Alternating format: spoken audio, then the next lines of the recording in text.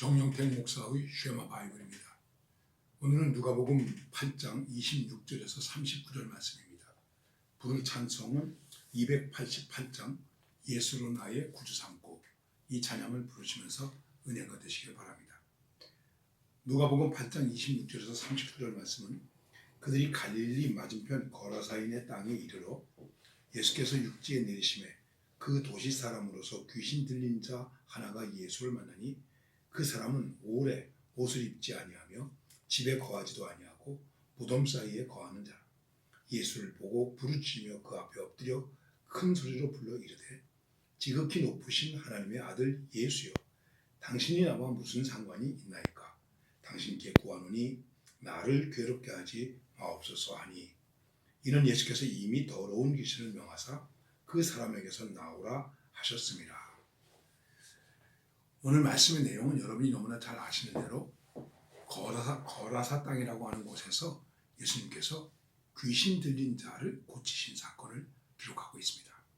이 말씀은 마태복음 8장 29절에서 44절, 마가복음 5장 1절에서 20절, 여기에도 기록되어 있습니다. 이 말씀 속에서 우리가 생각할 수 있는 가장 핵심적인 것이 무엇일까? 예수님께서 귀신을 내쫓으셨다. 귀신에게 나오라, 나가라 하고 명하시니 그 귀신이 나가게 되었다. 즉 예수님의 주권, 로드십, 이것이 상당히 강하게 드러나고 있다는 것입니다. 물론 모든 면에서 그렇지만은 특별히 귀신을 쫓아낸다고 하는 것에서 사탄의 역사를 구체적으로 제압하시는 주님의 로드십, 주되심이 나타나 있습니다. 그런데 오늘 말씀 속에서 우리가 또 하나 현상적으로 생각해 본다면 귀신 들린 사람이다. 이것은 무엇인가에 사로잡힌 사람을 말하는 것입니다. 사로잡혔다. 또 이 말을 다른 말로 표현한다면 중독되었다, 이렇게 말할 수 있겠죠. 요즘 우리가 사는 세상을 중독 시대라고 할 만큼 많은 사람들이 중독되어 있습니다.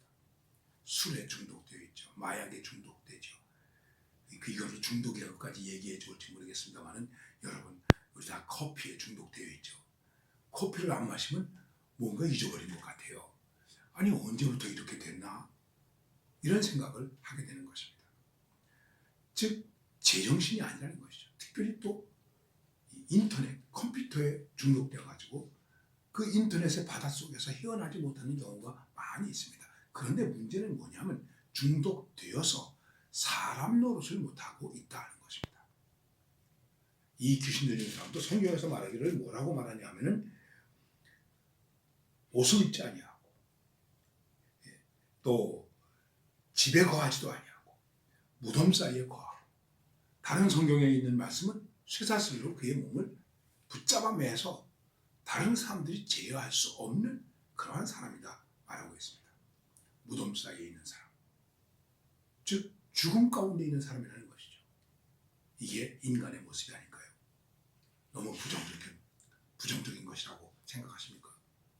무엇인가가 사로잡혀서 제정신이 아니면 사람 노릇을 하지 못하게 됩니다. 그러면 미친 사람이에요. 그게 바로 귀신 들린 사람이에요. 그게 바로 중독된 사람입니다. 중독에서 헤어나지를 못하는 거예요. 참 무서운 얘기가 하나 있는데 그것은 무엇이냐면 동성연애를 하지 않습니까? 여러분, 남자가 남자끼리, 여자가 여자끼리 결혼한다는 것이죠. 근데 그게 일종의 병이라는 거예요. 그 병에 걸리면 헤어나지를 못한다는 거예요. 남자가 남자로 보이지 않고 여자가 여자로 보이지 않고 남자를 여자로 보고 여자를 남자로 봐야 하는 이러한 현상이, 이게 얼마나 깊이 병든 현상입니까? 참으로 안타까운 일이죠. 어쨌든 이렇게 귀신 들린 사람을 예수님이 만났습니다. 그런데 예수님이 이 사람에게 대해서 어떻게 했는가? 가까이 갔다 해요. 그리고 내 이름이 무엇이냐? 이름을 물어보고 그 다음에 나오라 하면서 돼지 2,000마리를 희생시키면서 이 사람을 구원하게 됩니다. 이 돼지가 희생되었기 때문에 돼지집 주인들이 다 망하게 되었다. 그 사람들이 예수님에게 와서 떠나세요. 당신 때문에 우리 돼지 다 잃어버렸습니다. 이렇게 원망하는 입장이 되었습니다만은 가만히 생각해 보십시오. 중독된 사람들에게 누가 가까이 가겠습니까? 가까이 가지 않습니다. 가까이 갔습니다. 관심을 가졌습니다. 그리고 인격적으로 대했습니다. 그리고 치유해 주셨습니다. 이게 오늘 우리에게 필요한 것입니다. 기독교가 필요한 것입니다. 동성 결혼 안 됩니다. 분명히 반대합니다. 안 됩니다. 그것은 하나님의 질서가 아닙니다. 그런데 이제 여러분과 제가 생각해야 될 것은 무엇이겠습니까? 그들의 그래도 그리스도의 사랑을 가지고 그들에게 가까이 가서 위로하고 그리고 그 병에서 그 사로잡힘에서 헤어날 수 있도록 복음적 도움을 주어야 하는 것이 우리가 해야 할 일이라고 하는 것입니다. 참 이런 과정 속에서 우리가 많은 갈등과 문제를 가지고 있습니다. 그 다음에 이제 이 귀신 들린 사람이 나았습니다. 나으니까 이렇게 말합니다. 나 주님 따라가겠습니다. 그랬더니 주님께서 그에게 말씀했습니다. 네 고향으로 돌아가서 내가 너에게 어떻게 해 주었는지를 전파해라.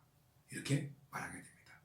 그래서 성경에는 자세하게 기록되어 있지 않지만 이 사람이 고향에 돌아가서 예수님이 자기를 고쳐주신 사적에 대한 것들을 적어놓고 일종의 기념비를 만들어 놓고 거기서 예수님이 나를 구해 주셨습니다. 구원하셨습니다. 귀신을 내쫓고 사람이 되게 하셨습니다. 하나님의 자녀가 되게 해주셨습니다. 라고 하는 것을 전파하면서 증언하면서 살아가는 것입니다. 그리고 우리는 이 말씀 속에서 한 가지 더 생각할 것은 한 영혼의 가치가, 한 인간의 가치가 얼마나 귀한 것이냐. 돼지 2,000마리도 중요한 재산입니다. 그 재산을 가진 사람들에게 있어서는 큰 손해가 되었습니다. 그러나 정말 가치 있는 것이 무엇일까? 한 영혼, 한 사람, 한 사람의 생명, 한 사람을 사람 되게 하는 것이 얼마나 귀중한 일인가. 이게 복음의 역사입니다. 복음이 해야 할 일입니다. 오늘 교회는 한 영혼을 정말 사람 되게 해야 됩니다. 죄에 빠진 영혼을, 중독된 영혼을 우리는 하나님의 사람으로 바로 살 수 있도록 한 사람이 사람 되게 하는 구원의 역사, 그런 역사를 이루는 것이 교회가 해야 할 일입니다. 그리고 여러분과 저는 이 일을 위해서 헌신해야 하는 것입니다. 오늘 이 깨달음과 은혜가 우리 가운데 충만하시기를 바랍니다.